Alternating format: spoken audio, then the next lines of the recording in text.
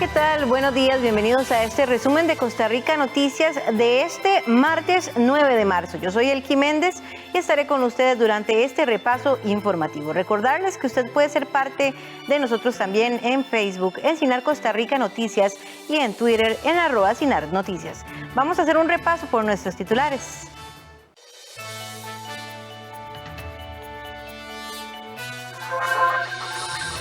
El INAMU entregó al Ministerio de Trabajo una guía de inspección para disminuir las infracciones laborales por motivo de género.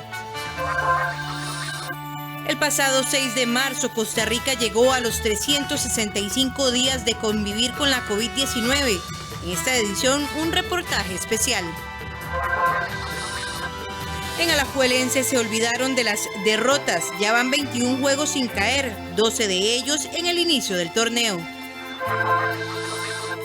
Las noches en el poblado de El Rodeo permanecen iluminadas por una especie de antorcha a 2.552 metros de altura.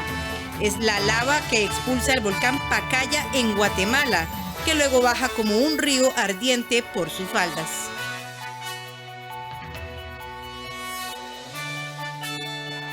El INAMU entregó al Ministerio de Trabajo una guía de inspección para disminuir las infracciones laborales por motivos de género.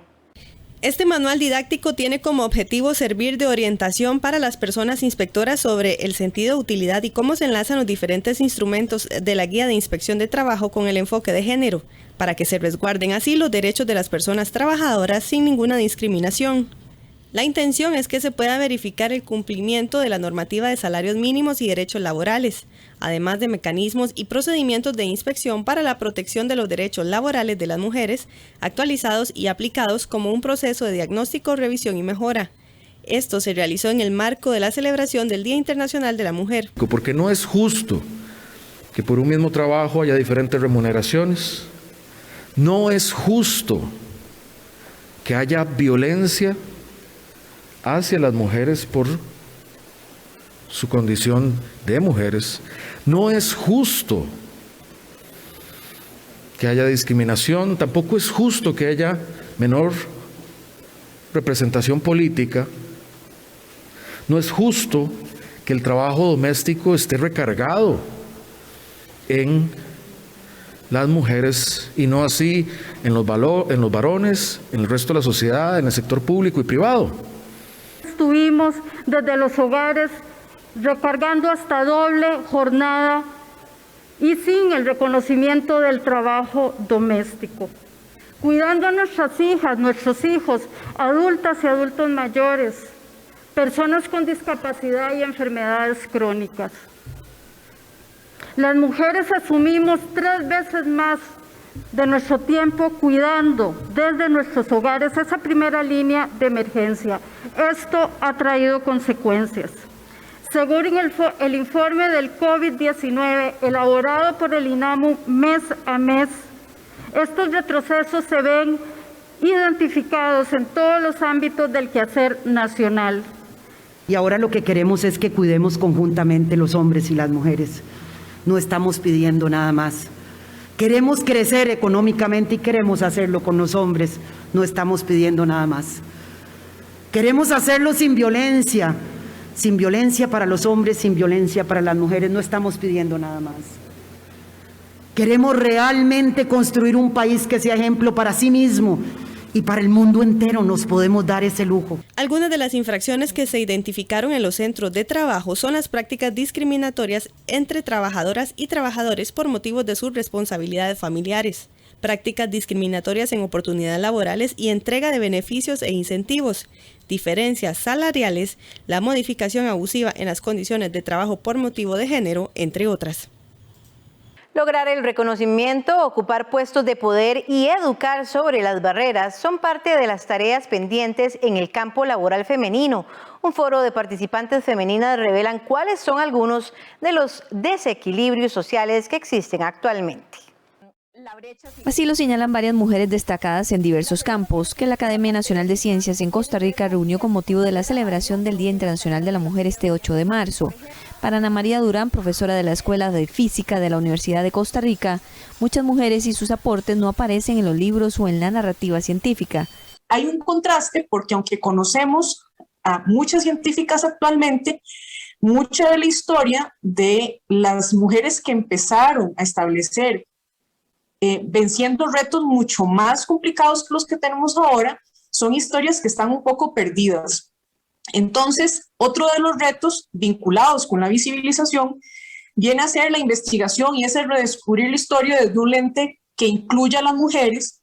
El acceso a los puestos de poder o de decisión sigue siendo mayor para los hombres, según Viviana Guerrero, filósofa y politóloga de la Universidad de Costa Rica. Por ejemplo, en el caso de la Universidad de Costa Rica, hay más o menos la misma cantidad de profesores hombres y mujeres. Los puestos jerárquicos, ¿verdad? Lo que le llaman la pirámide de jerarquía, entre más arriba la escala de jerarquía, menos mujeres se presentan, y eso se cumple igual en este tipo de carreras. Y por supuesto que se cumple igual con temas de becarios en el extranjero, quienes dirigen los centros de investigación, es decir, a pesar de que habemos muchas más mujeres que en las carreras del STEM, la brecha sigue existiendo en términos políticos. Para Melania Guerra, oceanógrafa e ingeniera, estudiante de diplomacia en Yale, y Sandra Kaufman, directora de la División de Ciencias Terrestres de la NASA, la educación de las niñas es esencial. Primero, haciendo del conocimiento de ellas en las dificultades que enfrentan las mujeres y generando conciencia de que conductas o acciones no están bien y pueden ser sexistas o machistas.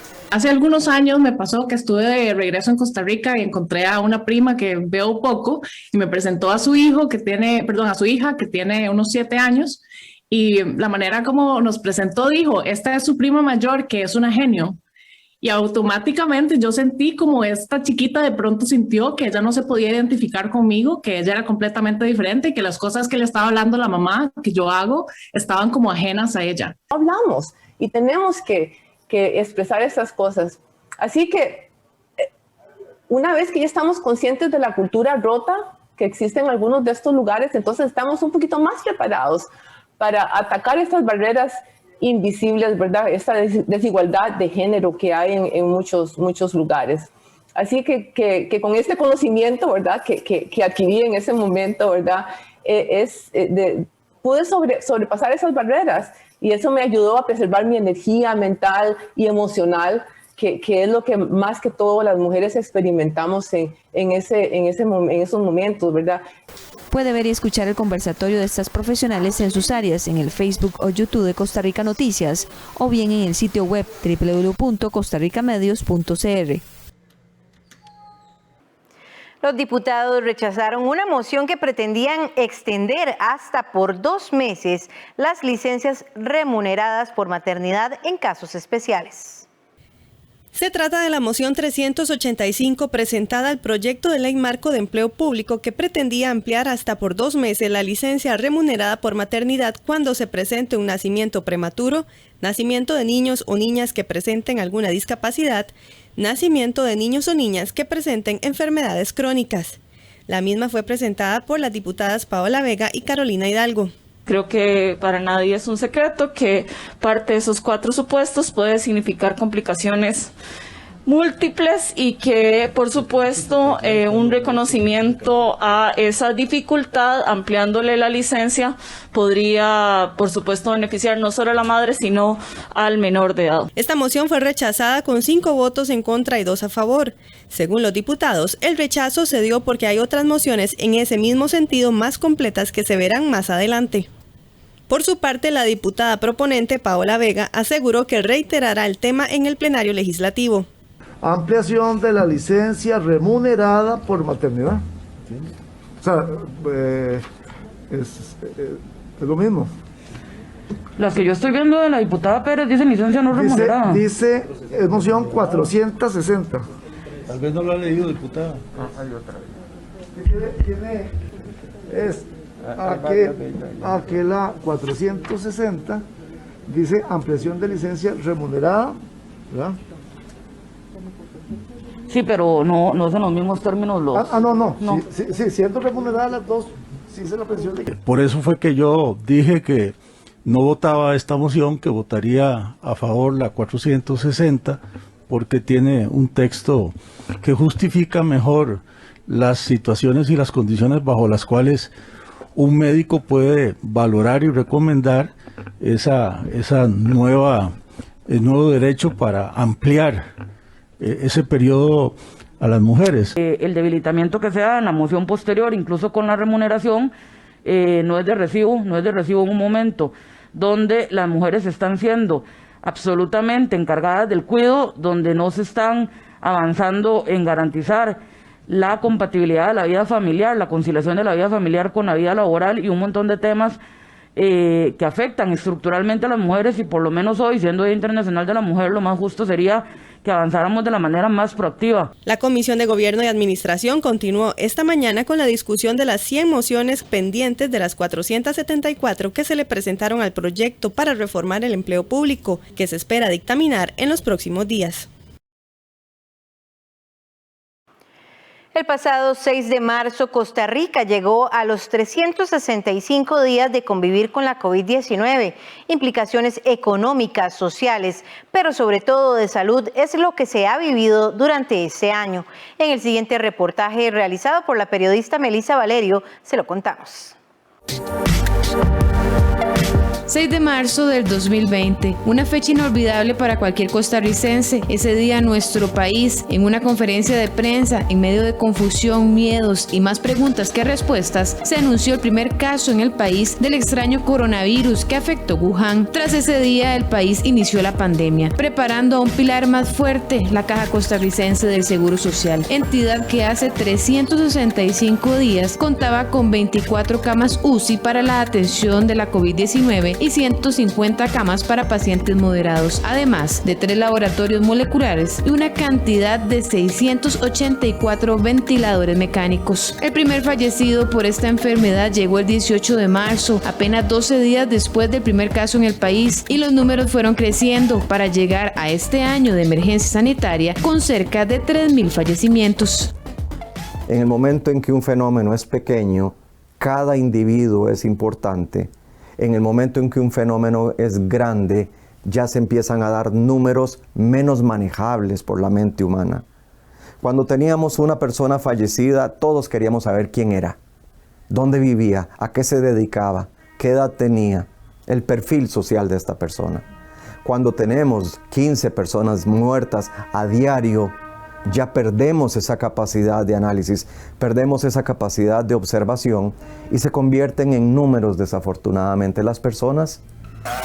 Durante este año de pandemia, los contagios nunca superaron los 2.000 casos diarios, a como pasó en otros países. Mucho debido a las importantes medidas que obligaron a los ticos a quedarse en casa, a guardar sus vehículos y a cubrirse sus rostros.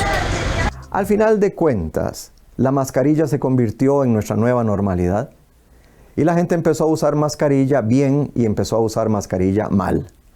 La mascarilla se andaba de copete, la mascarilla se andaba de bufanda en la garganta, se usaba guindando de una oreja. Hemos hablado muchísimo de todo esto. Todavía hay un porcentaje importante de la población que usa mal la mascarilla. Pero bueno, la mascarilla se incorporó. En estos 365 días, la Caja logró llegar a tener 359 camas UCI, de las cuales 107 son para pacientes crónicos, 986 camas de cuidados moderados, siendo esta la capacidad máxima como país. Además, cuenta con 1.129 ventiladores mecánicos, 5.051 personal contratado y un sinnúmero de compras de equipo de protección y pruebas que en el 2020 sumaban cerca de 125.000 millones de colones, así como 3 investigaciones internas por supuesta falta de transparencia en ciertas compras y 21 lamentables fallecimientos.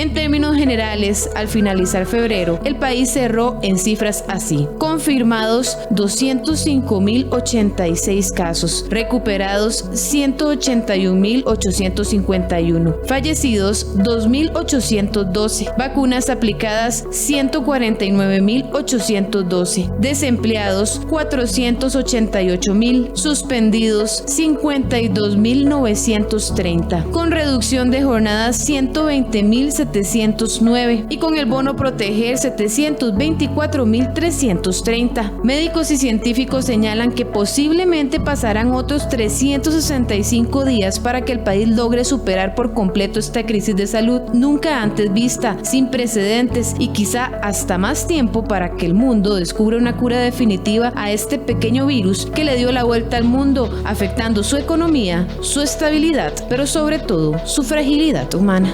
Muchas gracias, Corona Furries. Nos has enseñado y has dado la oportunidad para ser mejores. En la siguiente información descubriremos el rostro de la pandemia, el lado humano de una crisis que vino a hacernos diferentes.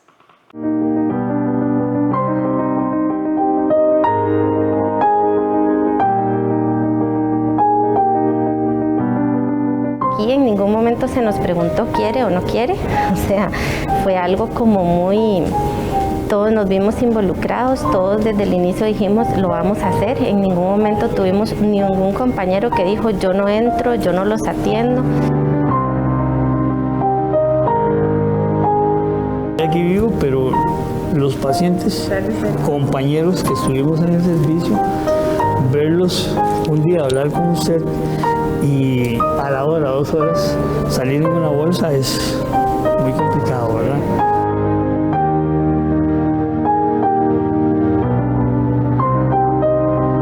Se me fue alguien, simple y sencillamente, sin poderme despedir ni viva ni muerta.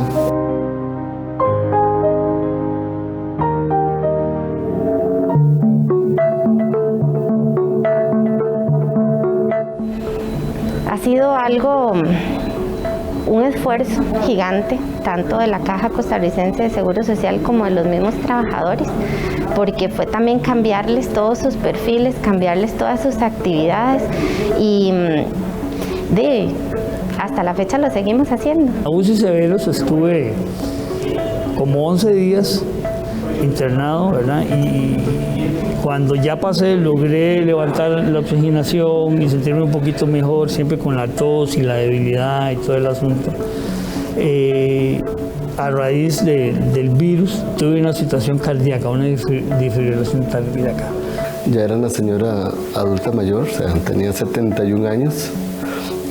Abonado a esto, era una persona con ciertas enfermedades, había padecido diabetes, también tenía hipertensión.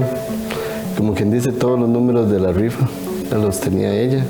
Y les soy sincera, escucho a mis compañeros diciendo estamos cansados, estamos agotados, desearíamos que esto terminara, ¿cuánto tiempo más vamos a seguir así? Estas mascarillas son agotadoras, ustedes lo saben, pasar todo el día. A veces uno desea quitársela y respirar en verdad sin ellas, andar en la calle sin ellas, que sería como una bendición. La experiencia que vive ahí no se la deseo a nadie. Los días que estuve entraron como, yo les llamo compañeros, ¿verdad? Como 16, son 7 camas, no, un poquito más, como 18 personas, de esas 18 personas, 2 fueron los que salimos ahí con vida, el resto falleció. Entonces vivir, estando entre la vida y la muerte, y vivir la muerte es algo súper complicado. Por medio de video pude despedirme, pero sigue siendo una muerte impersonal, sigue siendo una muerte sin despedida, sin besos, sin abrazos, sin ese calor que realmente a mí me hubiera gustado tener con ella, una persona que me dio mi vida, o sea, una persona que se merecía muchas cosas y yo no pude dárselas, pero ni en los últimos momentos. Por eso es muy triste la muerte por este virus.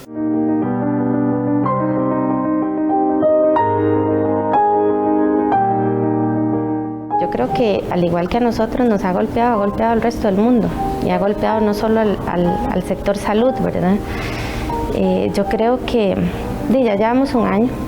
Creo que lo hemos logrado y lo vamos a seguir logrando siempre y cuando la gente se siga cuidando. Yo creo que ya lo hicimos parte de nuestra vida. Salí de ahí con una fuerza, pero con ímpetu para abrazar a mis hijos, disfrutarlos cada momento y de aquí para allá es disfrutar la vida en la escasez, en la abundancia, pero disfrutar la vida, disfrutar a la familia. Para muchos las muertes son números, son estadísticas, pero en el caso mío fue mi mamá. Fue mi mamá, ese ser que tanto amo, que siempre sigo amando porque lo llevo en mi corazón. Y realmente yo quiero hacer un llamado a todo el pueblo de que de verdad la pandemia es serio, o sea, es algo serio, sí es un virus, está matando y sigue matando gente. No ha terminado, no podemos bajar la guardia.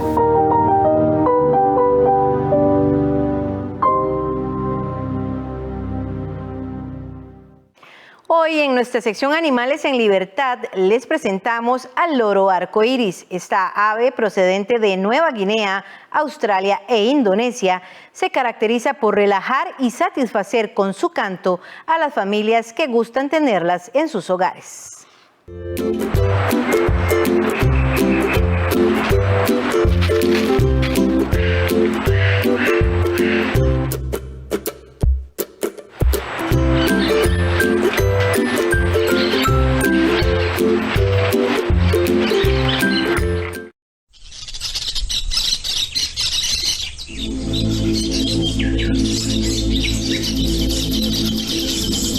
Además de ser un animal sociable, cariñoso y juguetón, el loro arcoíris llama la atención por el abanico de colores azul, rojo, verde y amarillo en sus plumas.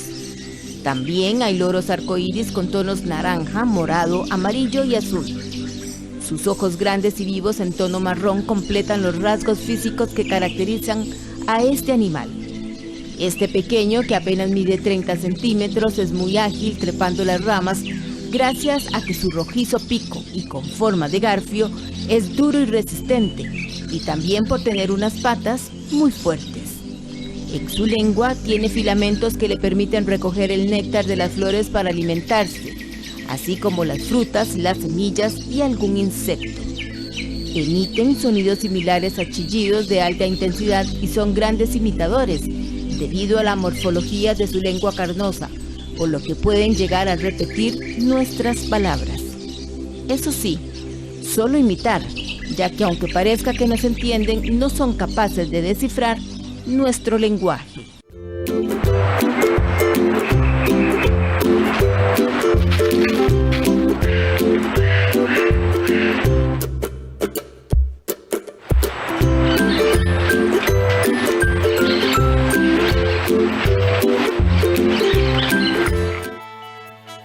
De inmediato hacemos nuestra primera pausa comercial y ya regresamos con más información. Quédese con nosotros.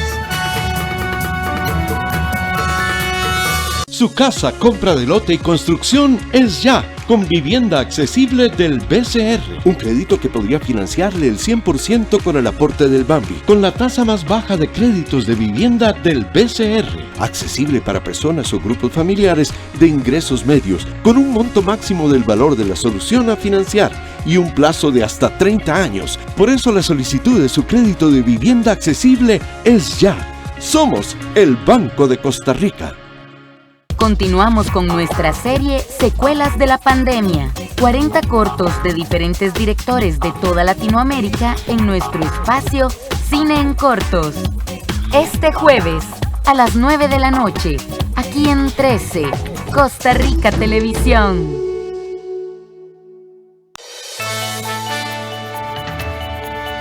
Regresamos con más información y ahora de inmediato vamos al campo deportivo. Saprissa tiene apenas el 50% de rendimiento en lo que va del Clausura 2021. El torneo en su etapa de clasificación terminará hoy. Sería el peor Saprissa de la historia, clasificando a una fase de final. Con apenas la mitad de los puntos ganados, es decir, 18 de 36, el Saprissa inicia la segunda vuelta con más sombras que luces. Aunque es segundo puesto por diferencia de goles con respecto a Jicaral, la temporada morada sigue dejando vacíos en su juego y en sus perspectivas de ser campeón. Se fue el anterior técnico, pero las falencias continúan, pese a un arranque prometedor del nuevo estratega. Aunque el rumbo del Saprissa a esta altura no es el idóneo y ven cual rascacielos a Alajuelense en lo más alto, los morados podrían refugiarse como lo han hecho tiempo atrás y otros clubes también han tenido esa fortuna de contar con un formato de campeonato injusto y permisivo, de sacar la faena en los últimos choques, meterse a instancias finales, tener un golpe anímico y salir campeón. El rendimiento numérico poco importa cuando hasta con menos de 40% equipos han entrado a semifinales siendo cuartos. En el caso de los tibaseños, rendimientos bajos que lo llevaron a últimas instancias fueron 3 específicamente y 1 compartido. En el caso del Clausura 2013, Saprissa ganó apenas 38 puntos de 66 posibles, salió tercero en la etapa de clasificación y clasificó con 58% de rendimiento. Para la Apertura 2014 logró 41 puntos de 66, llegando cuarto a las instancias finales con un 62%. En el Apertura 2015 ganó 39 puntos de 66, lo cual en un tercer lugar le significó un 59% de rendimiento.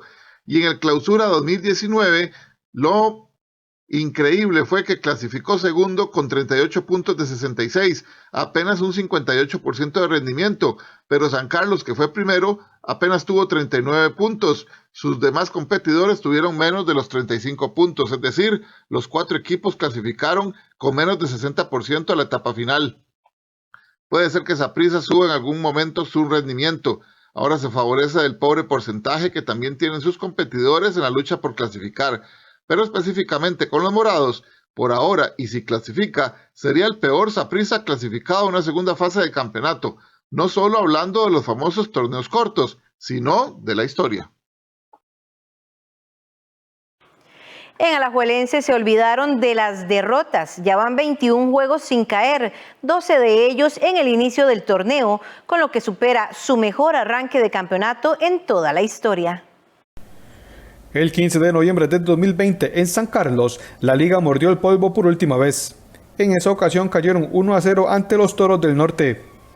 Han pasado 21 juegos, 17 por campeonato nacional y 4 por Liga CONCACAF, en los que los manudos no caen. 15 victorias y 6 empates es el balance de Alajuelense en casi 4 meses de competencia.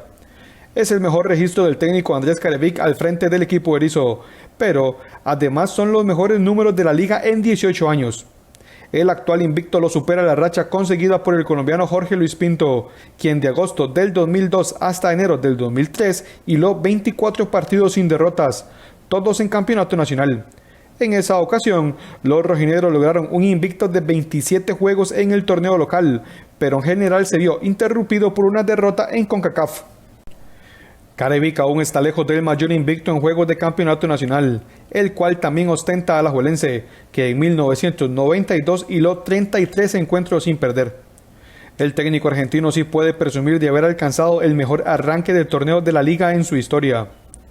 Por primera vez en 101 años, los erizos terminan la fecha 12 invictos. El anterior mejor registro data del torneo de invierno 2015, cuando el colombiano Hernán Torres se mantuvo sin perder durante las primeras 11 jornadas. El equipo trabaja siempre con esa intensidad, como lo digo, nosotros exigimos mucho en el día a día y eso siempre va a ser el reflejo del día del partido. Siempre hablamos con los jugadores de que el día a día, el exigirse, el esforzarse, el estar siempre para poder mejorar detalles, hace que los días del partido también ocurran cosas que nosotros trabajamos. Entonces, importante para nosotros que el trabajo dé los frutos del día del partido. Alajuelense podrá seguir ampliando su invicto en las próximas 2 fechas, en las que recibirá en su casa a 2 equipos que ya derrotó en la primera vuelta, Limón FC y Santos. Luego visitará San Carlos, lugar donde cayó por última vez. A Herediano le ha salido barato su mal inicio de torneo gracias al bajo nivel de la mayoría de los equipos. Los 2 últimos triunfos tienen a los florenses a un paso de la zona de clasificación. El team estuvo sumergido en la parte baja de la tabla durante 10 fechas.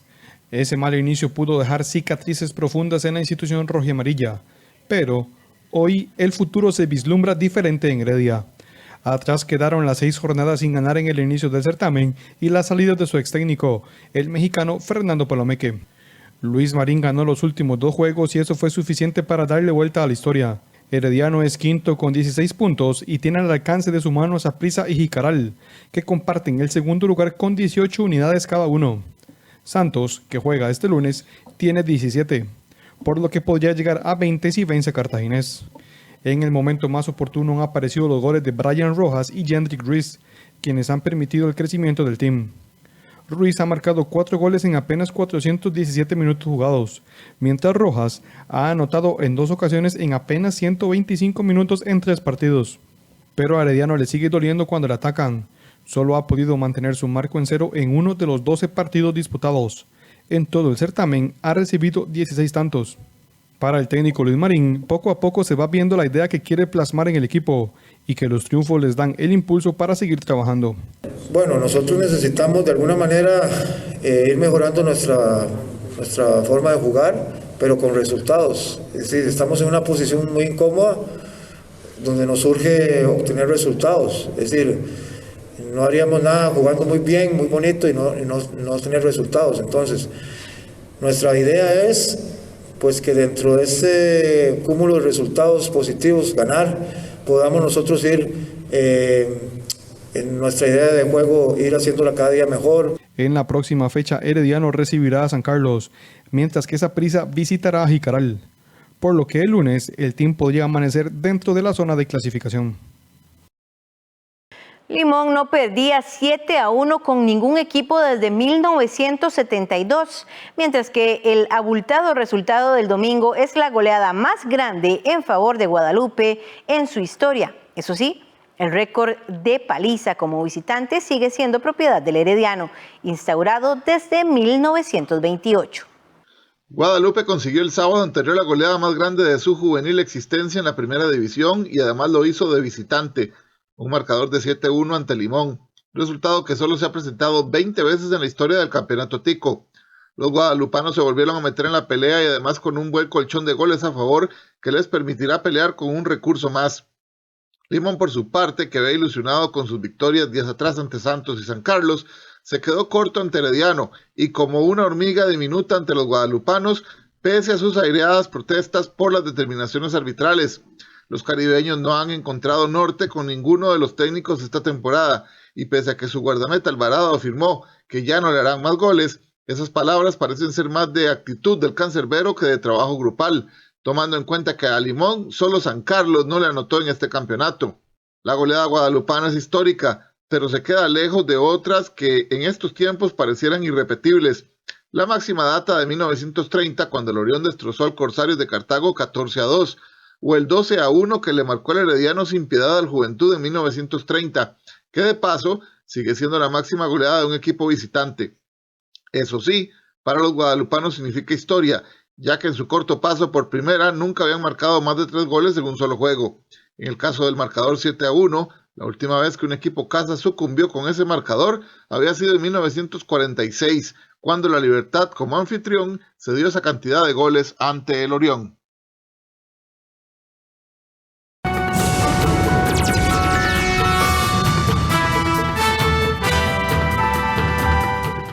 Las noches en el poblado de El Rodeo permanecen iluminadas por una especie de antorcha a 2.552 metros de altura. Es la lava que expulsa el volcán Pacaya en Guatemala, que luego baja como un río ardiente por sus faldas. Vivir al lado del volcán Pacaya en Guatemala es vivir en alerta. El poblado El Rodeo es uno de los 2 más afectados junto con El Patrocinio. Sí, muchas veces, más en la noche, porque a veces uno no se espera a lo que el volcán pueda hacer en la noche y uno tal vez pueda que está muy dormido o no sé, o que se acueste muy cansado. Y la verdad sí, es muy peligroso. El Pacaya humea permanentemente y es uno de los más activos de la treintena de volcanes que existen en Guatemala como parte del arco volcánico centroamericano, que integra el Cinturón de Fuego del Pacífico. De vez en cuando se escuchan explosiones que estremecen las casas de los habitantes de esta aldea. Una tenue lluvia de cenizas cae con frecuencia y cubre calles, autos y a las personas. Por las noches, el poblado parece iluminado por la lava que expulsa el volcán para luego bajar como un río ardiente por sus faldas. Hemos tenido monitoreo en los últimos 3 meses, el volcán ha demostrado incrementos bastante altos. Sin embargo, hoy hubo una explosión bastante fuerte en horas del mediodía. Y por esa razón fue que cayó al filo de mediodía por una duración de unos 5 o 8 minutos, un poco de material, arena fina, entre fina, un poquito gruesa, ¿no?, en algunas partes. Por el momento no se han realizado evacuaciones, pero tienen listos varios salones comunales para albergar gente si es necesario. La expulsión de ceniza también daña los cultivos de aguacate y café, principal actividad económica en la zona. En que hay muchas personas de que se asustan, pero ya nosotros ya estamos acostumbrados a la vida que tenemos, ¿verdad? Porque es parte de lo que es la naturaleza, ¿verdad? Entonces hay muchas personas de que evacúan, pero la verdad es de que lo que es nuestro Señor San Vicente Mártir siempre nos ha protegido. Sin embargo, Víctor recuerda que el 27 de mayo del 2010, el Pacaya registró una potente erupción que causó la muerte de un periodista de televisión mientras cubría la noticia. Además, provocó daños en cultivos. La pandemia de coronavirus evoluciona de forma desigual en Europa, donde el Reino Unido y Alemania levantaron este lunes algunas restricciones. La vuelta a las escuelas en Reino Unido eleva la esperanza en medio de la pandemia. Desde el lunes, los niños volvieron a las aulas en un paso crucial del plan gubernamental para salir progresivamente de un tercer confinamiento. Tuvimos una respuesta abrumadoramente positiva del personal y los padres sobre regresar. Nuestros padres estaban desesperados porque la escuela reabriera. Creo que lo han pasado realmente muy mal. Si tienes varios niños en casa, especialmente de primaria, y tienes que trabajar, se vuelve casi imposible. Nuestros padres están muy felices de que reabramos hoy. Con 22 millones de dosis de vacunas contra COVID-19 aplicadas, las autoridades esperan que sean posibles las reuniones de 6 personas al aire libre. La reapertura de pubs, restaurantes y tiendas no esenciales está prevista el 12 de abril. En Alemania, el gobierno también levantó algunas restricciones a partir de lunes. Comercios como librerías, floristerías y autoescuelas, que ya han reabierto en algunos estados, podrán hacerlo en todo el país. Primero tienes que desinfectar tus manos, eso es normal. Luego das tu dirección completa y puedes permanecer hasta por media hora. Sin embargo, la opinión pública considera que la campaña de vacunación es demasiado lenta, con apenas 5% de la población inoculada. En diversos países, el cansancio y a veces la ira contra las medidas restrictivas impone una extrema cautela a los gobiernos, divididos entre la necesidad de frenar la pandemia y la indispensable aprobación de la población. En Francia, parte del norte del país vivió su primer fin de semana de confinamiento, una medida que se aplicará durante 4 semanas para combatir la propagación de la variante británica en la región. La pandemia de mujeres se ha cebado con millones de mujeres en Latinoamérica. Las ha empobrecido, les ha robado el futuro. Le pasó a María Edilma Aguilar, colombiana de 35 años. Es madre, soltera y hace ya muchos meses que perdió su trabajo en Bogotá como manicurista. Cuando se le acabaron los ahorros, María Edilma se tuvo que reinventar. Vendió sus muebles y se mudó a un pequeño cuarto de alquiler junto a sus 2 hijos. Lo dicen las estadísticas, la pandemia se ha cebado con millones de mujeres en Latinoamérica. Las ha empobrecido, les ha robado el futuro. Le pasó a María Edilma Aguilar, colombiana de 35 años. Es madre soltera y hace ya muchos meses que perdió su trabajo en Bogotá como manicura. María Edilma se tuvo que reinventar para sobrevivir. Vendió sus muebles y se mudó a un pequeño cuarto de alquiler junto a sus 2 hijos. Ahora trabajo como haciendo aseos en casas, labores de limpieza, pues me he tenido que reinventar por estas circunstancias. María Edilma planta cara con orgullo a la adversidad, aunque hay una idea que la atormenta. Tener una casa, porque más que toda esta situación que está pasando es, ¿y mi vejez? ¿Dónde voy a pasar mi vejez? Pienso mucho en mi vejez. En Colombia, la pandemia disparó el desempleo femenino al 20,4% en 2020, casi 8 puntos más que el paro que afecta a los hombres. En Chile nació hace 60 primaveras Pía Ortiz. Eran otros tiempos y los prejuicios la condenaron a vivir entre costuras. Y yo no fui a la universidad porque yo era mujer, porque yo me iba a casar para toda la vida. Y si yo sabía coser y bordar era suficiente. Yo quería estudiar arte. Quedé en la universidad en instructor en danza y no me dejó ir a la universidad. Sin embargo, mis hermanos sí. Acostumbrada a vender sus artículos en ferias y mercadillos, la pandemia la obligó a buscar clientes en las redes sociales. No fue fácil. Ahora que se han vuelto a autorizar ferias y mercadillos, Pía Ortiz no se atreve a volver a las calles para no poner en riesgo a su madre octogenaria, a la que cuida desde hace una década. Aquella misma sociedad que le impidió estudiar, le inculcó ideas que pesan como una losa sobre su vida. Nos juega en contra la crianza, el sacrificio por los demás, el dar por los demás, el olvidarte de ti para los demás. Y eso es lo que uno trae, insertado como mujer. Belinda García probó las mieles del éxito como empresaria en el estado de Guerrero, en México. Diseñadora gráfica, luchó durante 20 años para levantar un negocio dedicado a los eventos empresariales. La pandemia la dejó sin clientes y casi sin empleados. Tenía 15 hace un año. Solo pudo conservar 2. Te estresa, ¿no? Te estresa el saber ¿qué voy a hacer? O sea, ¿qué voy a hacer si esto se alarga más? Belinda, Pía y María Edilma han puesto rostro a un drama de género tan antiguo como la humanidad, que se ha acentuado por culpa de la pandemia.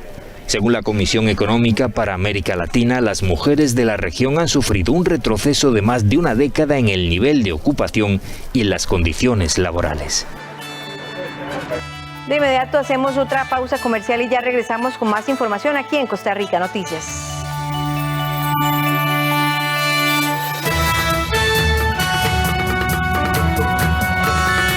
Mujeres con Voz, un espacio del Instituto Nacional de las Mujeres, creado por mujeres para mujeres. Conoce tus derechos, infórmate, empodérate, transforma y conquista el mundo. Mujeres con Voz, este miércoles a las 9 de la mañana, en vivo por el Facebook del INAMU, con repetición este jueves a las 11 de la mañana por 13, Costa Rica Televisión. En nuestro próximo capítulo de Bunshiro...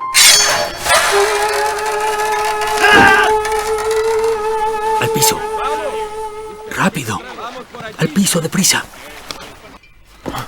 Hay sangre de muchas personas muertas por su ambición. No es cierto. Todos murieron por nuestro Señor. ¡Silencio! Bunshiro, los sábados a las 5 de la tarde y los viernes a las 9 de la noche. Aquí en 13, Costa Rica Televisión.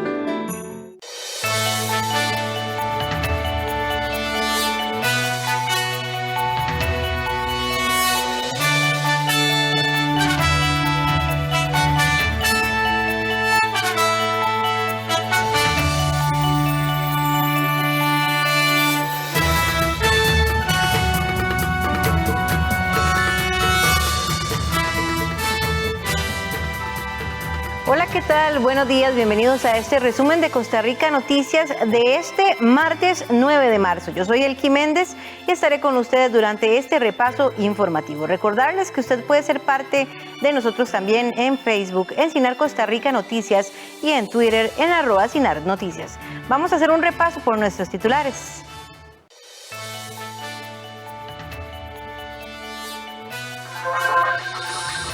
El INAMU entregó al Ministerio de Trabajo una guía de inspección para disminuir las infracciones laborales por motivo de género.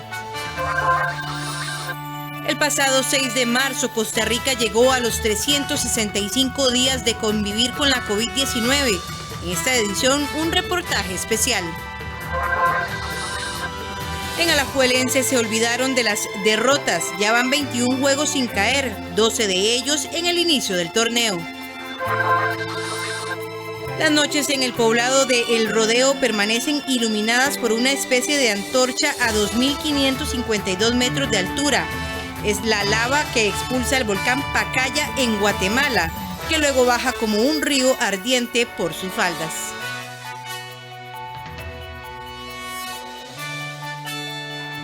El INAMU entregó al Ministerio de Trabajo una guía de inspección para disminuir las infracciones laborales por motivos de género. Este manual didáctico tiene como objetivo servir de orientación para las personas inspectoras sobre el sentido, utilidad y cómo se enlazan los diferentes instrumentos de la guía de inspección de trabajo con el enfoque de género, para que se resguarden así los derechos de las personas trabajadoras sin ninguna discriminación. La intención es que se pueda verificar el cumplimiento de la normativa de salarios mínimos y derechos laborales, además de mecanismos y procedimientos de inspección para la protección de los derechos laborales de las mujeres, actualizados y aplicados como un proceso de diagnóstico, revisión y mejora. Esto se realizó en el marco de la celebración del Día Internacional de la Mujer. Porque no es justo que por un mismo trabajo haya diferentes remuneraciones. No es justo que haya violencia hacia las mujeres por su condición de mujeres. No es justo que haya discriminación, tampoco es justo que haya menor representación política. No es justo que el trabajo doméstico esté recargado en las mujeres y no así en los varones, en el resto de la sociedad, en el sector público y privado. Estuvimos desde los hogares recargando hasta doble jornada y sin el reconocimiento del trabajo doméstico, cuidando a nuestras hijas, nuestros hijos, adultas y adultos mayores, personas con discapacidad y enfermedades crónicas. Las mujeres asumimos 3 veces más de nuestro tiempo cuidando desde nuestros hogares esa primera línea de emergencia. Esto ha traído consecuencias. Según el informe del COVID-19 elaborado por el INAMU mes a mes, estos retrocesos se ven identificados en todos los ámbitos del quehacer nacional. Y ahora lo que queremos es que cuidemos conjuntamente los hombres y las mujeres. No estamos pidiendo nada más. Queremos crecer económicamente y queremos hacerlo con los hombres. No estamos pidiendo nada más. Queremos hacerlo sin violencia para los hombres, sin violencia para las mujeres. No estamos pidiendo nada más. Queremos realmente construir un país que sea ejemplo para sí mismo y para el mundo entero. Nos podemos dar ese lujo. Algunas de las infracciones que se identificaron en los centros de trabajo son las prácticas discriminatorias entre trabajadoras y trabajadores por motivos de sus responsabilidades familiares, prácticas discriminatorias en oportunidades laborales y entrega de beneficios e incentivos, diferencias salariales, la modificación abusiva en las condiciones de trabajo por motivo de género, entre otras. Lograr el reconocimiento, ocupar puestos de poder y educar sobre las barreras son parte de las tareas pendientes en el campo laboral femenino. Un foro de participantes femeninas revelan cuáles son algunos de los desequilibrios sociales que existen actualmente.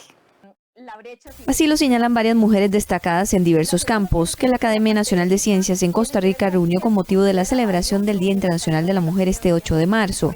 Para Ana María Durán, profesora de la Escuela de Física de la Universidad de Costa Rica, muchas mujeres y sus aportes no aparecen en los libros o en la narrativa científica.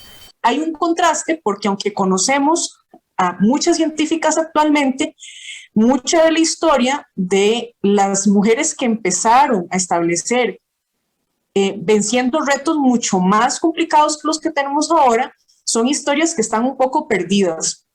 Entonces, otro de los retos vinculados con la visibilización viene a ser la investigación y es el redescubrir la historia desde un lente que incluya a las mujeres. El acceso a los puestos de poder o de decisión sigue siendo mayor para los hombres, según Viviana Guerrero, filósofa y politóloga de la Universidad de Costa Rica. Por ejemplo, en el caso de la Universidad de Costa Rica, hay más o menos la misma cantidad de profesores hombres y mujeres. Los puestos jerárquicos, ¿verdad? Lo que le llaman la pirámide de jerarquía, entre más arriba la escala de jerarquía, menos mujeres se presentan. Y eso se cumple igual en este tipo de carreras. Y por supuesto que se cumple igual con temas de becarios en el extranjero, quienes dirigen los centros de investigación. Es decir, a pesar de que habemos muchas más mujeres que en las carreras del STEM, la brecha sigue existiendo en términos políticos. Para Melania Guerra, oceanógrafa e ingeniera, estudiante de diplomacia en Yale, y Sandra Kaufman, directora de la División de Ciencias Terrestres de la NASA, la educación de las niñas es esencial. Primero, haciéndole del conocimiento de ellas en las dificultades que enfrentan las mujeres y generando conciencia de qué conductas o acciones no están bien y pueden ser sexistas o machistas. Hace algunos años me pasó que estuve de regreso en Costa Rica y encontré a una prima que veo poco y me presentó a su hijo a su hija que tiene unos 7 años, y la manera como nos presentó dijo: esta es su prima mayor, que es una genio. Y automáticamente yo sentí como esta chiquita de pronto sintió que ella no se podía identificar conmigo, que ella era completamente diferente y que las cosas que le estaba hablando la mamá que yo hago estaban como ajenas a ella. Hablamos y tenemos que expresar esas cosas. Así que una vez que ya estamos conscientes de la cultura rota que existe en algunos de estos lugares, entonces estamos un poquito más preparados para atacar estas barreras invisibles, ¿verdad? Esta desigualdad de género que hay en muchos lugares. Así que con este conocimiento, ¿verdad? Que adquirí en ese momento, ¿verdad? Pude sobrepasar esas barreras y eso me ayudó a preservar mi energía mental y emocional, que es lo que más que todo las mujeres experimentamos en esos momentos, ¿verdad? Puede ver y escuchar el conversatorio de estas profesionales en sus áreas en el Facebook o YouTube de Costa Rica Noticias o bien en el sitio web www.costarricamedios.cr. Los diputados rechazaron una moción que pretendían extender hasta por 2 meses las licencias remuneradas por maternidad en casos especiales. Se trata de la moción 385 presentada al proyecto de ley marco de empleo público que pretendía ampliar hasta por 2 meses la licencia remunerada por maternidad cuando se presente un nacimiento prematuro, nacimiento de niños o niñas que presenten alguna discapacidad, nacimiento de niños o niñas que presenten enfermedades crónicas. La misma fue presentada por las diputadas Paola Vega y Carolina Hidalgo. Creo que para nadie es un secreto que parte de esos 4 supuestos puede significar complicaciones múltiples y que, por supuesto, un reconocimiento a esa dificultad, ampliándole la licencia, podría, por supuesto, beneficiar no solo a la madre, sino al menor de edad. Esta moción fue rechazada con 5 votos en contra y 2 a favor. Según los diputados, el rechazo se dio porque hay otras mociones en ese mismo sentido más completas que se verán más adelante. Por su parte, la diputada proponente, Paola Vega, aseguró que reiterará el tema en el plenario legislativo. Ampliación de la licencia remunerada por maternidad. O sea, es lo mismo. Las que yo estoy viendo de la diputada Pérez dicen licencia no remunerada. Dice moción 460. Tal vez no lo ha leído, diputada.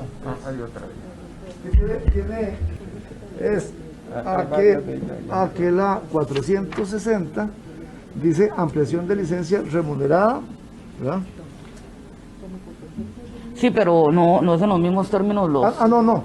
Sí, siendo remuneradas las dos, sí se la pensión de... Por eso fue que yo dije que no votaba esta moción, que votaría a favor la 460, porque tiene un texto que justifica mejor las situaciones y las condiciones bajo las cuales un médico puede valorar y recomendar el nuevo derecho para ampliar ese periodo a las mujeres. El debilitamiento que se da en la moción posterior, incluso con la remuneración, no es de recibo en un momento donde las mujeres están siendo absolutamente encargadas del cuidado, donde no se están avanzando en garantizar la compatibilidad de la vida familiar, la conciliación de la vida familiar con la vida laboral y un montón de temas que afectan estructuralmente a las mujeres, y por lo menos hoy, siendo Día Internacional de la Mujer, lo más justo sería que avanzáramos de la manera más proactiva. La Comisión de Gobierno y Administración continuó esta mañana con la discusión de las 100 mociones pendientes de las 474 que se le presentaron al proyecto para reformar el empleo público, que se espera dictaminar en los próximos días. El pasado 6 de marzo, Costa Rica llegó a los 365 días de convivir con la COVID-19. Implicaciones económicas, sociales, pero sobre todo de salud es lo que se ha vivido durante este año. En el siguiente reportaje realizado por la periodista Melissa Valerio, se lo contamos. 6 de marzo del 2020, una fecha inolvidable para cualquier costarricense. Ese día nuestro país, en una conferencia de prensa, en medio de confusión, miedos y más preguntas que respuestas, se anunció el primer caso en el país del extraño coronavirus que afectó Wuhan. Tras ese día, el país inició la pandemia, preparando a un pilar más fuerte, la Caja Costarricense del Seguro Social, entidad que hace 365 días contaba con 24 camas UCI para la atención de la COVID-19 y 150 camas para pacientes moderados, además de 3 laboratorios moleculares y una cantidad de 684 ventiladores mecánicos. El primer fallecido por esta enfermedad llegó el 18 de marzo, apenas 12 días después del primer caso en el país, y los números fueron creciendo para llegar a este año de emergencia sanitaria con cerca de 3.000 fallecimientos. En el momento en que un fenómeno es pequeño, cada individuo es importante. En el momento en que un fenómeno es grande, ya se empiezan a dar números menos manejables por la mente humana. Cuando teníamos una persona fallecida, todos queríamos saber quién era, dónde vivía, a qué se dedicaba, qué edad tenía, el perfil social de esta persona. Cuando tenemos 15 personas muertas a diario, ya perdemos esa capacidad de análisis, perdemos esa capacidad de observación y se convierten en números, desafortunadamente, las personas. Durante este año de pandemia, los contagios nunca superaron los 2.000 casos diarios, a como pasó en otros países. Mucho debido a las importantes medidas que obligaron a los ticos a quedarse en casa, a guardar sus vehículos y a cubrirse sus rostros. Al final de cuentas, la mascarilla se convirtió en nuestra nueva normalidad. Y la gente empezó a usar mascarilla bien y empezó a usar mascarilla mal.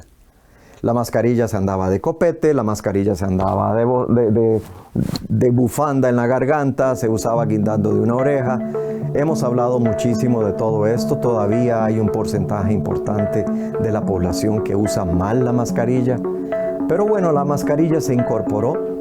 En estos 365 días, la Caja logró llegar a tener 359 camas UCI, de las cuales 107 son para pacientes crónicos, 986 camas de cuidados moderados, siendo esta la capacidad máxima como país. Además, cuenta con 1.129 ventiladores mecánicos, 5.051 personal contratado y un sinnúmero de compras de equipo de protección y pruebas que en el 2020 sumaban cerca de 125.000 millones de colones, así como 3 investigaciones internas por supuesta falta de transparencia en ciertas compras y 21 lamentables fallecimientos. En términos generales, al finalizar febrero, el país cerró en cifras así: confirmados 205.086 casos, recuperados 181.851, fallecidos 2.812, vacunas aplicadas 149.812, desempleados 488.000, suspendidos 52.930, con reducción de jornadas 120.709 y con el bono proteger 724.330. Médicos y científicos señalan que posiblemente pasarán otros 365 días para que el país logre superar por completo esta crisis de salud nunca antes vista, sin precedentes, y quizá hasta más tiempo para que el mundo descubra una cura definitiva a este pequeño virus que le dio la vuelta al mundo, afectando su economía, su estabilidad, pero sobre todo su fragilidad humana. Muchas gracias, Corona Furries. Nos has enseñado y has dado la oportunidad para ser mejores. En la siguiente información descubriremos el rostro de la pandemia, el lado humano de una crisis que vino a hacernos diferentes.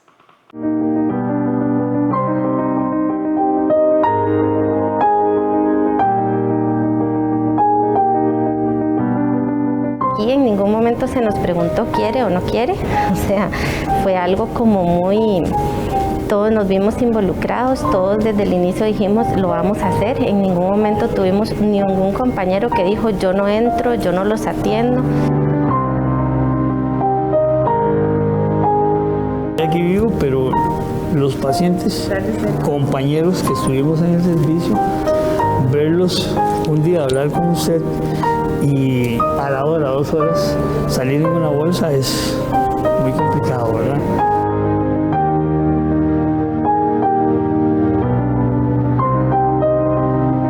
fue alguien simple y sencillamente sin poderme despedir ni viva ni muerta.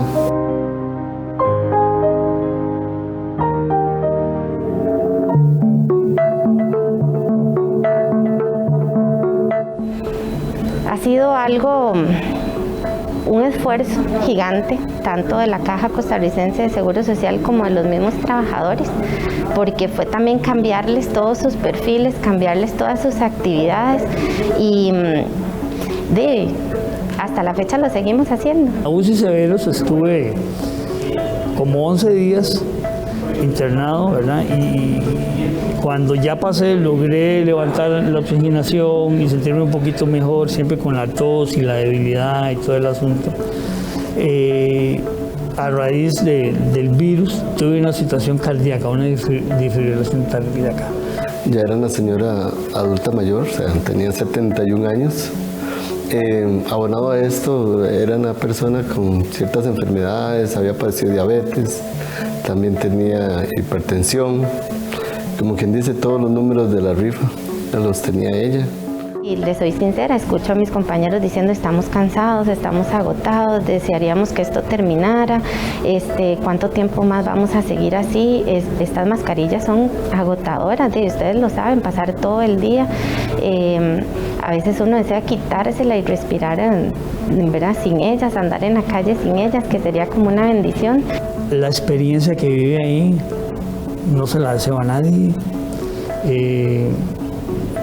Los días que estuve entraron como, yo les llamo compañeros, ¿verdad? Como 16, en 7 camas, no, un poquito más, como 18 personas, de esas 18 personas, 2 fueron los que salimos ahí con vida, el resto falleció.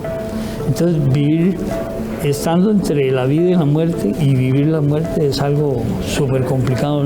Por medio de video pude despedirme, pero sigue siendo una muerte impersonal, sigue siendo una muerte sin despedida, sin besos, sin abrazos, sin ese calor que realmente a mí me hubiera gustado tener con ella, la persona que me dio mi vida, o sea, una persona que se merecía muchas cosas y yo no pude dárselas, pero ni en los últimos momentos. Por eso es muy triste la muerte por este virus.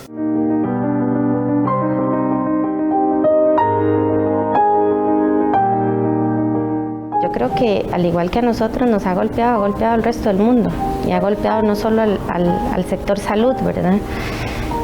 Yo creo que ya llevamos un año, creo que lo hemos logrado y lo vamos a seguir logrando siempre y cuando la gente se siga cuidando. Yo creo que ya lo hicimos parte de nuestra vida. Salí de ahí con una fuerza, pero con ímpetu para abrazar a mis hijos, disfrutarlos cada momento, y de aquí para allá es disfrutar la vida en la escasez, en la abundancia, pero disfrutar la vida, disfrutar a la familia.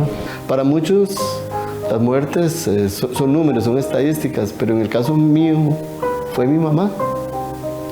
Fue mi mamá, ese ser que tanto amo, que siempre sigo amando porque lo llevo en mi corazón.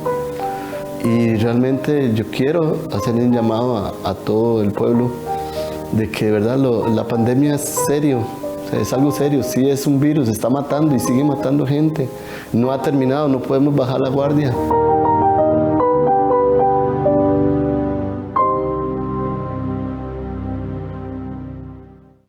Hoy en nuestra sección Animales en Libertad les presentamos al loro arcoíris. Esta ave procedente de Nueva Guinea, Australia e Indonesia se caracteriza por relajar y satisfacer con su canto a las familias que gustan tenerlas en sus hogares.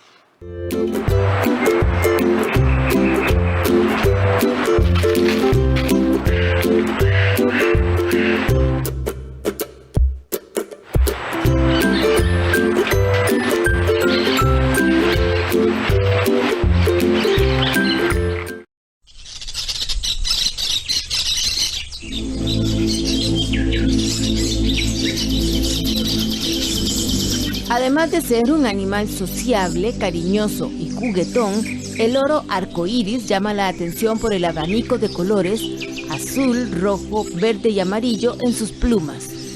También hay loros arcoíris con tonos naranja, morado, amarillo y azul. Sus ojos grandes y vivos en tono marrón completan los rasgos físicos que caracterizan a este animal. Este pequeño, que apenas mide 30 centímetros, es muy ágil trepando las ramas gracias a que su rojizo pico y con forma de garfio es duro y resistente, y también por tener unas patas muy fuertes.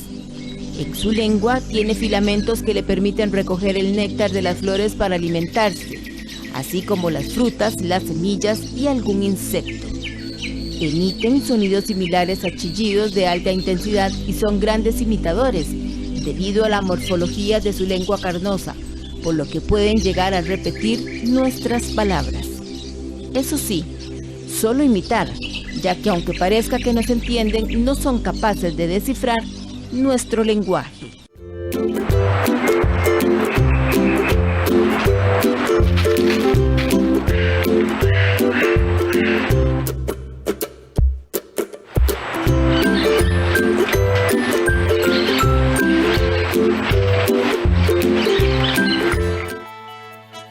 De inmediato hacemos nuestra primera pausa comercial y ya regresamos con más información. Quédese con nosotros.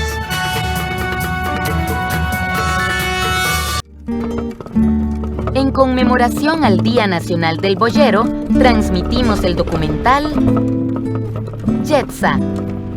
Cuando se desarrolló la producción de café, la gente comenzó a utilizar las carretas. Era el aspecto social, los paseos de la familia, los fines de semana en la carreta, con el manteado ahí, con el toldo. Este miércoles 10 de marzo, a partir de las 4 de la tarde, solo por 13, Costa Rica Televisión. Costa Rica es pura vida. Costa Rica es mi patria querida. Temas de salud, temas de cocina, música, hogar. Son muchas las informaciones que tenemos todos los días de 8 de la mañana y hasta las 10. A diferentes medios y en nuestros diferentes espacios ustedes pueden disfrutar de Café Nacional. Así es, te invitamos 8 de la mañana, de lunes a viernes. Un pueblo en marcha pero sin apuros. Costa Rica, Costa Rica. Regresamos con más información y ahora de inmediato vamos al campo deportivo. Saprissa tiene apenas el 50% de rendimiento en lo que va del Clausura 2021. El torneo en su etapa de clasificación terminará hoy. Sería el peor Saprissa de la historia, clasificando a una fase de final. Con apenas la mitad de los puntos ganados, es decir, 18 de 36, el Saprissa inicia la segunda vuelta con más sombras que luces. Aunque es segundo puesto por diferencia de goles con respecto a Jicaral, la temporada morada sigue dejando vacíos en su juego y en sus perspectivas de ser campeón. Se fue el anterior técnico, pero las falencias continúan, pese a un arranque prometedor del nuevo estratega. Aunque el rumbo del Saprissa a esta altura no es el idóneo y ven cual rascacielos a Alajuelense en lo más alto, los morados podrían refugiarse como lo han hecho tiempo atrás y otros clubes también han tenido esa fortuna de contar con un formato de campeonato injusto y permisivo, de sacar la faena en los últimos choques, meterse a instancias finales, tener un golpe anímico y salir campeón. El rendimiento numérico poco importa cuando hasta con menos de 40% equipos han entrado a semifinales siendo cuartos. En el caso de los tibaseños, rendimientos bajos que lo llevaron a últimas instancias fueron 3 específicamente y 1 compartido.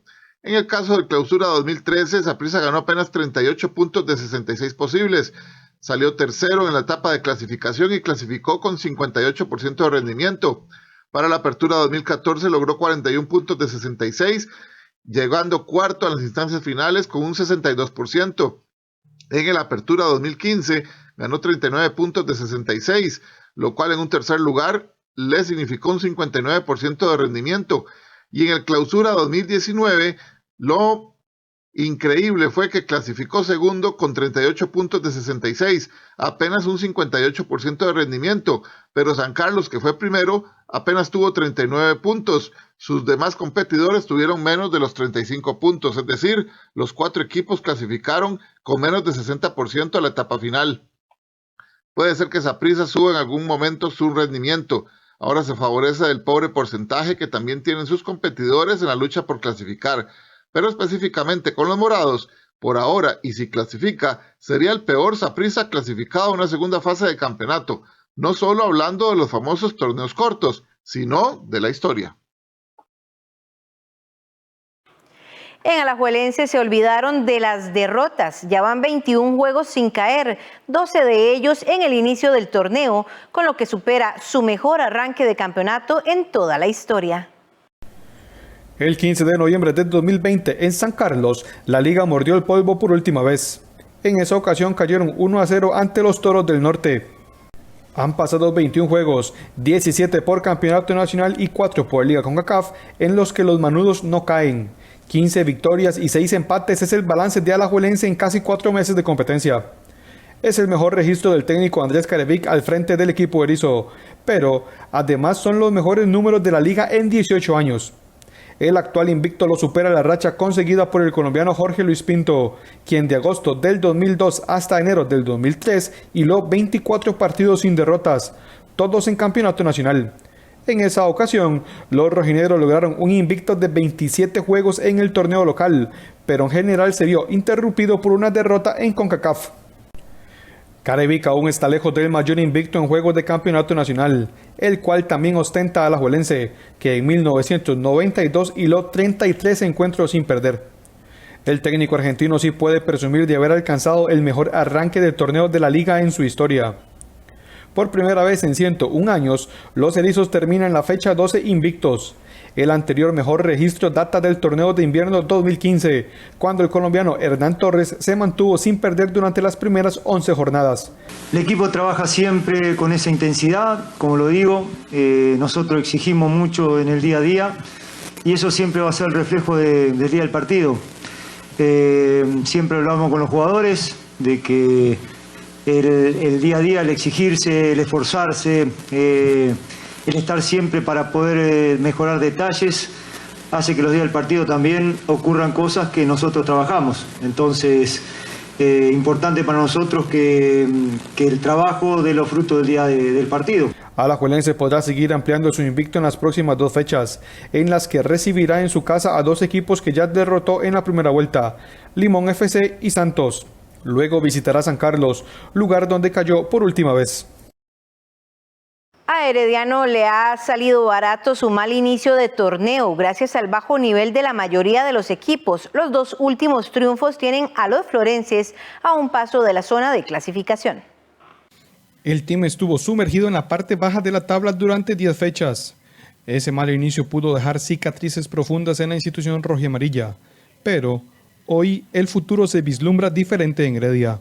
Atrás quedaron las 6 jornadas sin ganar en el inicio del certamen y la salida de su ex técnico, el mexicano Fernando Palomeque. Luis Marín ganó los últimos 2 juegos y eso fue suficiente para darle vuelta a la historia. Herediano es quinto con 16 puntos y tiene al alcance de su mano a Saprissa y Jicaral, que comparten el segundo lugar con 18 unidades cada uno. Santos, que juega este lunes, tiene 17, por lo que podría llegar a 20 si vence a Cartaginés. En el momento más oportuno han aparecido los goles de Brian Rojas y Jendrik Ruiz, quienes han permitido el crecimiento del team. Ruiz ha marcado 4 goles en apenas 417 minutos jugados, mientras Rojas ha anotado en 2 ocasiones en apenas 125 minutos en 3 partidos. Pero a Herediano le sigue doliendo cuando le atacan. Solo ha podido mantener su marco en 0 en uno de los 12 partidos disputados.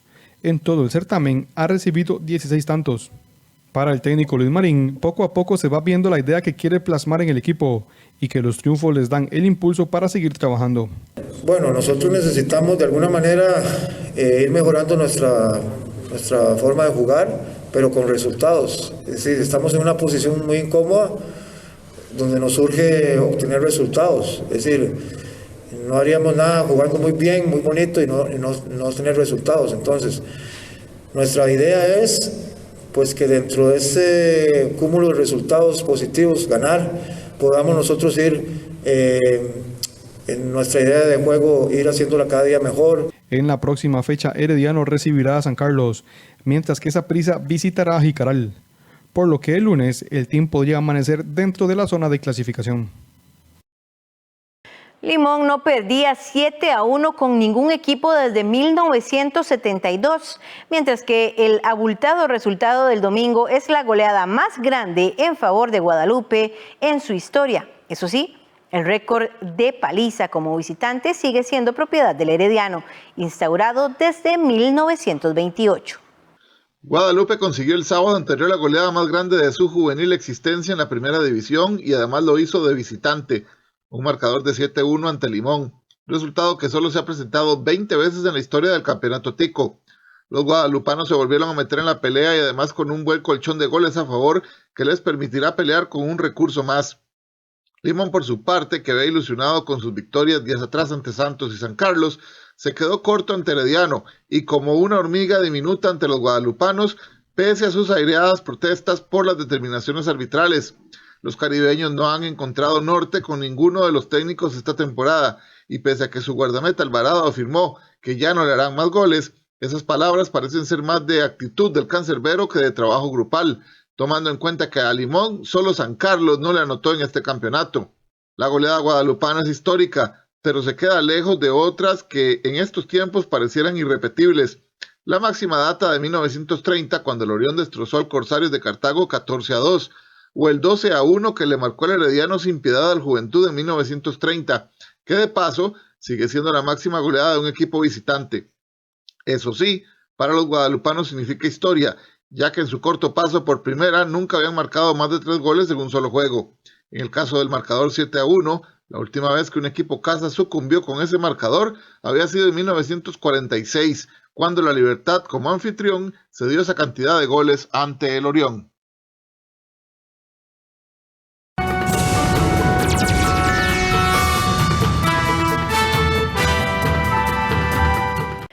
Las noches en el poblado de El Rodeo permanecen iluminadas por una especie de antorcha a 2.552 metros de altura. Es la lava que expulsa el volcán Pacaya en Guatemala, que luego baja como un río ardiente por sus faldas.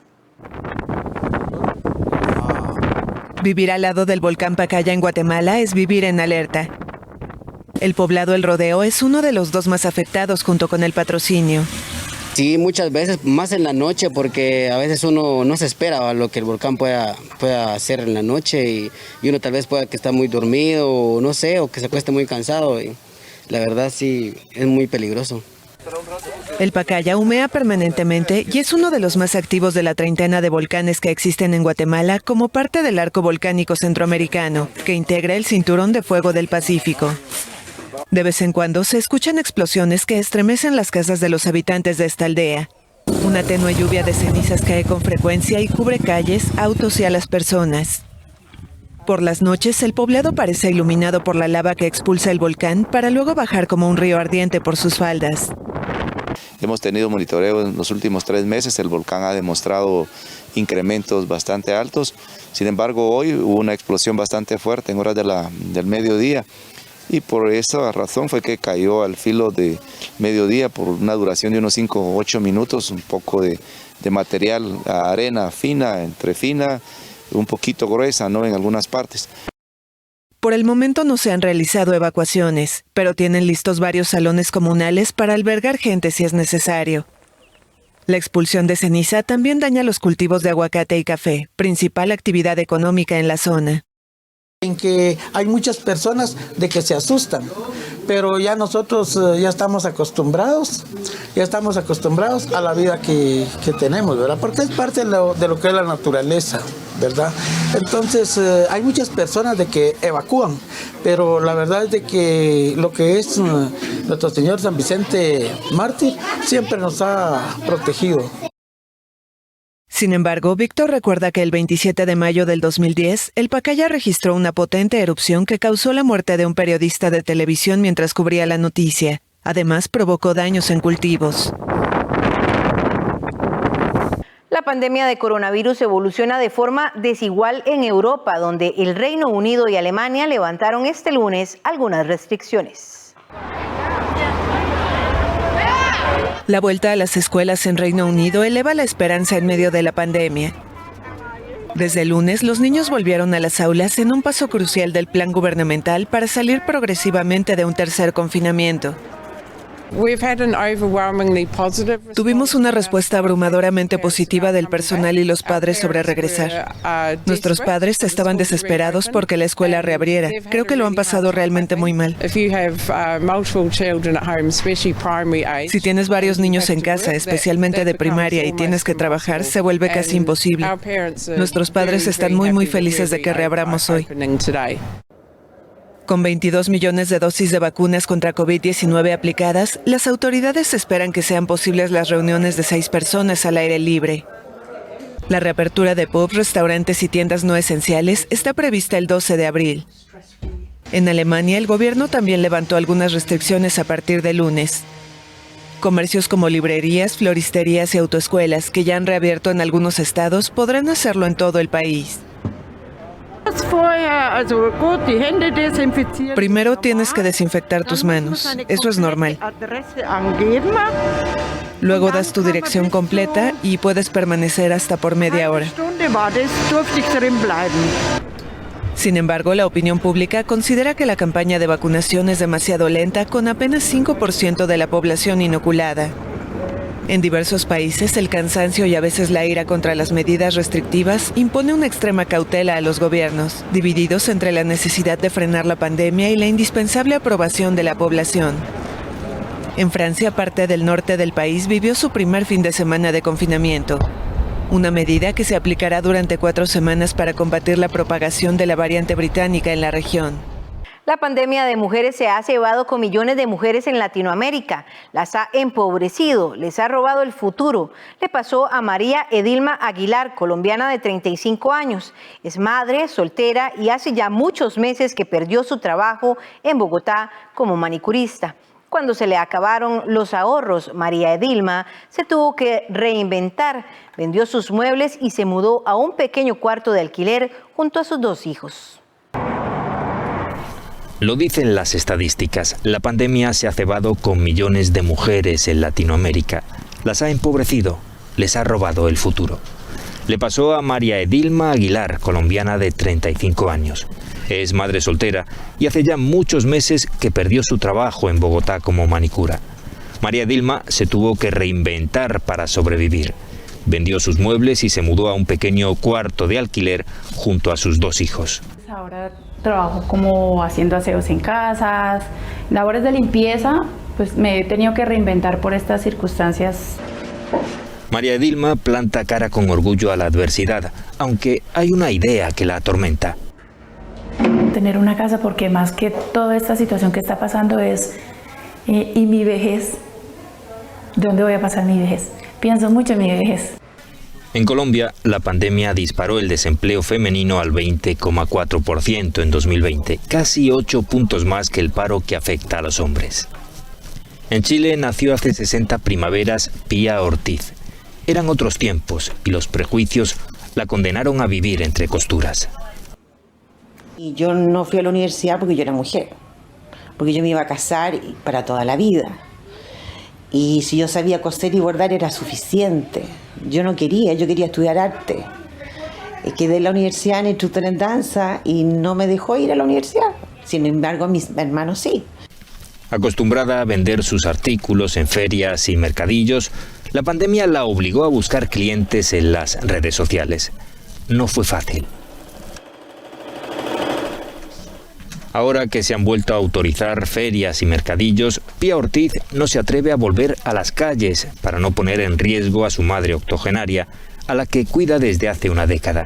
Aquella misma sociedad que le impidió estudiar, le inculcó ideas que pesan como una losa sobre su vida. Nos juega en contra la crianza, el sacrificio por los demás, el dar por los demás, el olvidarte de ti para los demás. Y eso es lo que uno trae, insertado como mujer. Belinda García probó las mieles del éxito como empresaria en el estado de Guerrero, en México. Diseñadora gráfica, luchó durante 20 años para levantar un negocio dedicado a los eventos empresariales. La pandemia la dejó sin clientes y casi sin empleados. Tenía 15 hace un año. Solo pudo conservar 2.